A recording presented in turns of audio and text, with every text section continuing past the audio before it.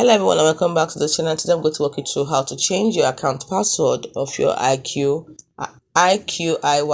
account.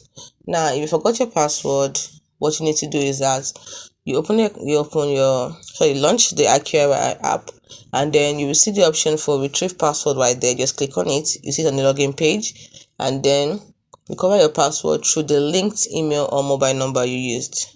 Now, if you need to modify your account after you're fully logged in, you can just change it using one of these methods.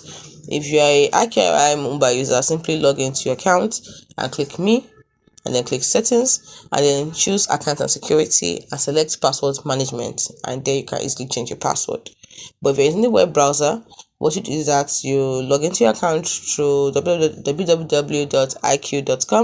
and then you put in your credentials, click on the profile, click on My Account, and then you can easily change your account password. It's as simple as that.